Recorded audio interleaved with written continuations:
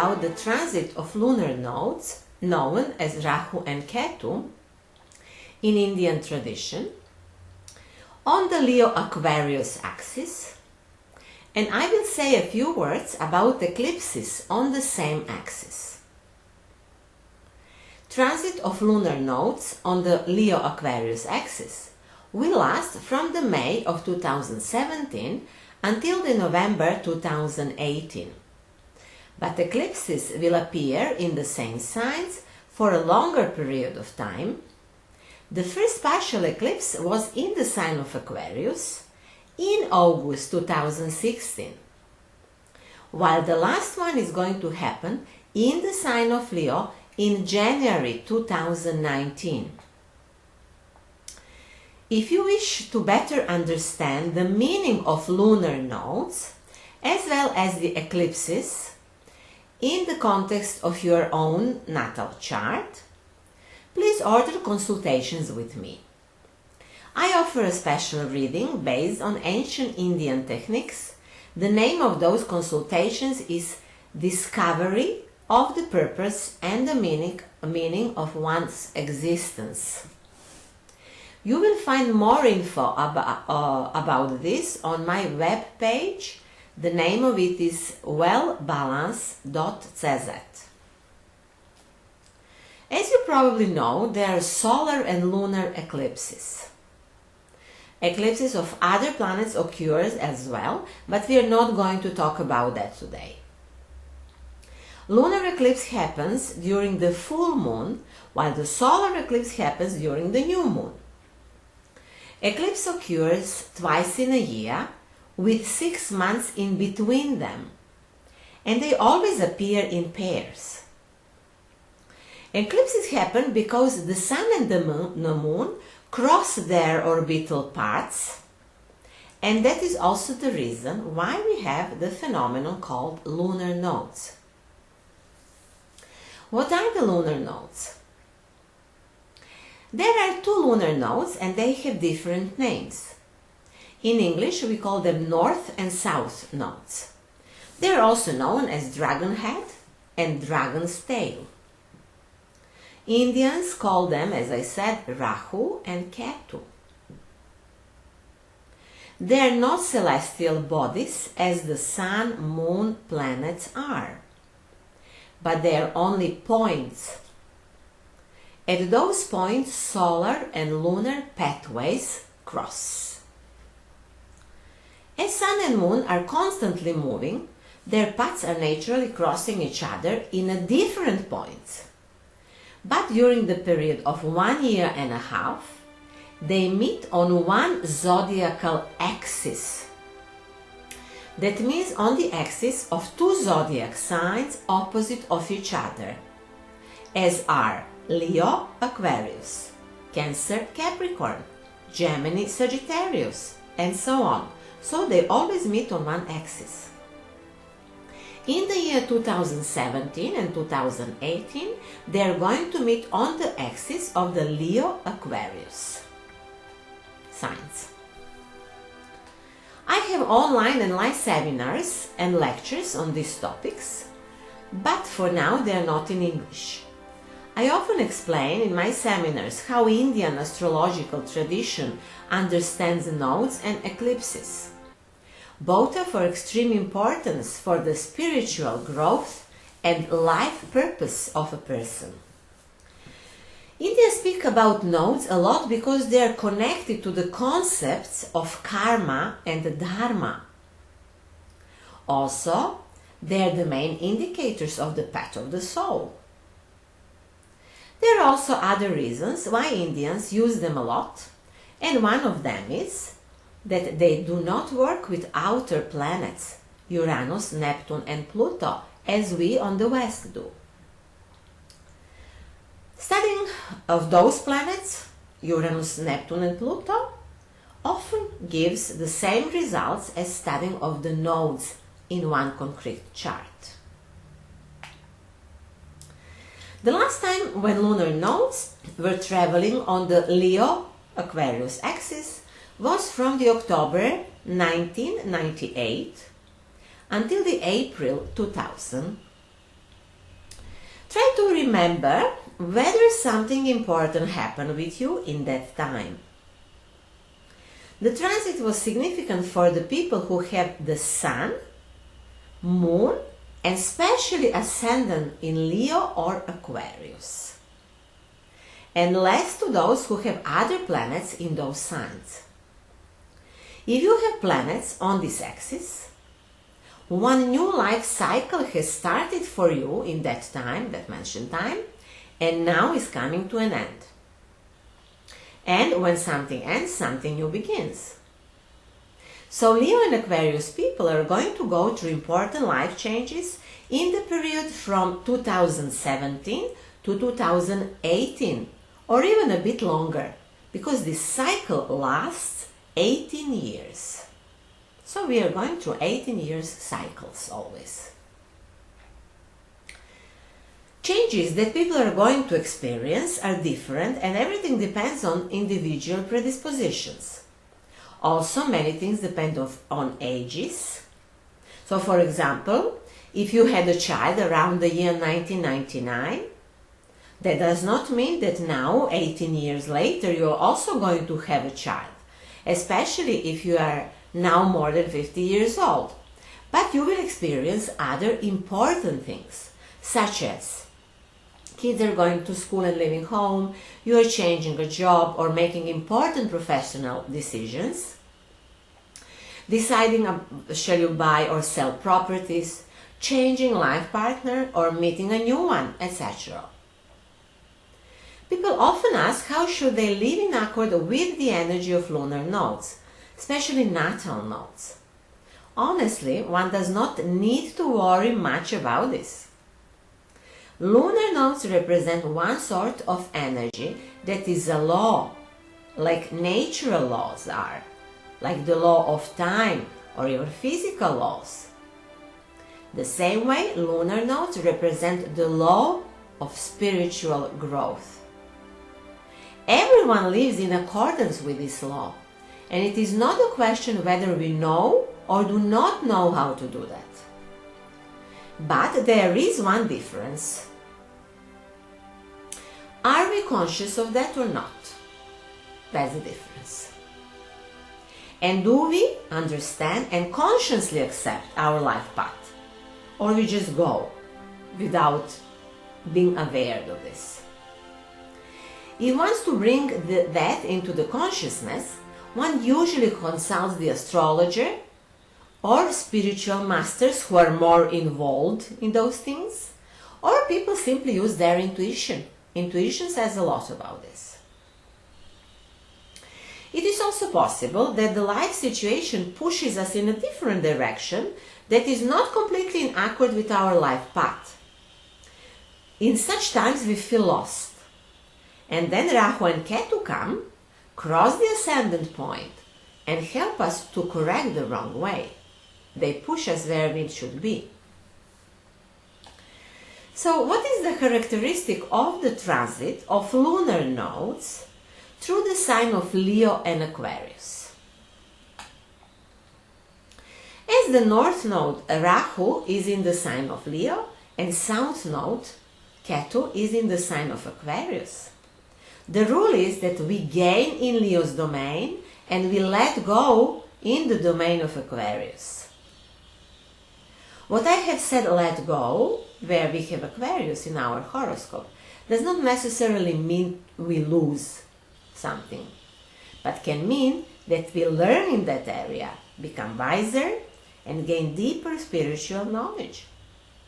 We learn to accept the universal law that says that sometimes we gain and sometimes we let go. So Leo symbolizes self-realization, ability to create with one's own intuition, and it is the sign of individuality. Opposite from it is the sign of Aquarius, that symbolizes collective consciousness, society, friends, groups of people, and wider consciousness. So, situation when one overcomes his own individual, his personal needs, he's extending himself in some direction. So as we see, when we compare Leo and Aquarius, Leo is very personal, while Aquarius is non-personal. When Leo is interested in his own needs and ideas, lives in his dreams and creates myths about himself and the world generally, Aquarius likes to be logical, likes to organize others, and realizes his needs only through others. Aquarius people are those who have created the phenomena such as project, citizens associations, internet, social network, etc. Through the symbol of Leo, we recognize the archetype of God's love and joy of life. These are the things quite far from Aquarius, but he needs to learn how to relate to them, because they exist. They say, when the North Node transits through the sign of Leo, soulmates meet, and people perceive what real love is. Leo is the sign of heart chakra. It shows where we love deeply and what we love honestly. If you desire to love, it's your time. On the other side, Aquarius symbolizes friends. So with this transit, it can happen that we lose our friends, for example, or we leave the group of people that we used to belong to, or we finish the job or the project and stop seeing some people because we have some personal needs. It is possible that we do so because we need to learn more about ourselves, we need to satisfy our own needs, participate in activities that we truly love, or because we need to develop creative part of our personality. Many of us will have a growing desire to discover one's own uniqueness. What am I unique in? That will be the question for many of us. It is also possible that we will leave certain society or even social ideas because of our children, or because we find new love that takes us somewhere else. Transit can be very useful for people who have their own investments or are keen in risky investments. It is also good for those who are leaving corporations and big companies with the idea to create their own businesses. This transit is not good for leaders, especially not for political ones. They will face big challenges. Let's now see what will transit bring to each sign, starting from the ascendant. This also works starting from the sun or the moon, but more from the ascendant. So this applies for you if you have ascendant in Leo, as I will speak about later, but also if you have ascendant in Leo, but also if you have sun or moon in Leo, but to lesser degree. So people who have ascendant in Leo gain with this transit, as we said, and if we can say it that way. Of course, it's not that easy. They will have to make important decisions and leave something or someone if they want to gain on the other side. Many will go through important life changes that will most probably influence professional and married life. This transit can bring new life partners to those who are alone. Good news! Then those who have ascendant in Aquarius are the second ones that are going to experience important moments. Contrary to Leos, they concentrate more on that what they need to leave behind. They learn to put aside their own needs and wishes and go with the flow. Sometimes will submit to their partners or other people.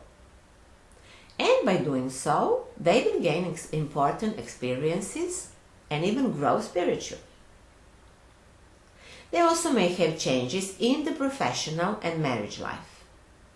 Those who are single can also meet life partner.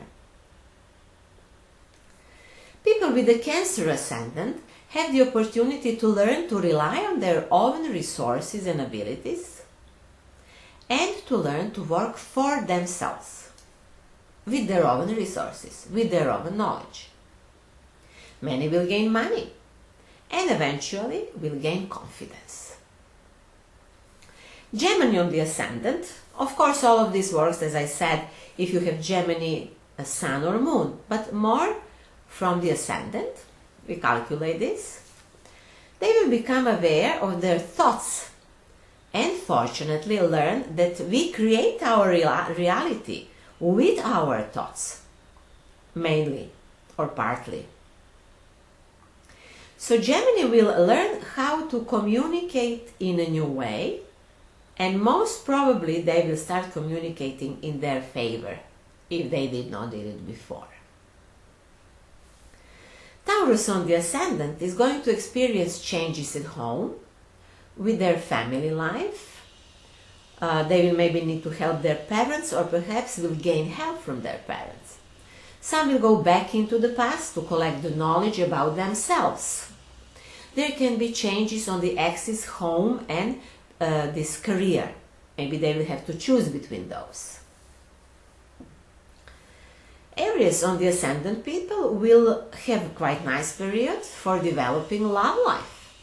Perhaps things will not be smooth all the time, but they will certainly learn to love in a new way, to love themselves as well. Some people will give birth to a child or be devoted to their children with love and affection. Pisces on the ascendant will pay more attention to their health. Rahu will most probably influence their relationship to work, then relationship to co-workers and employees if they have some. They can also gain better physical and psychological condition with this, especially if they pay attention on their body and their health. People with Capricorn on the ascendant will have the opportunity to improve their emotional life and to remove some psychic frustrations if they had some. Transit is good for general regeneration.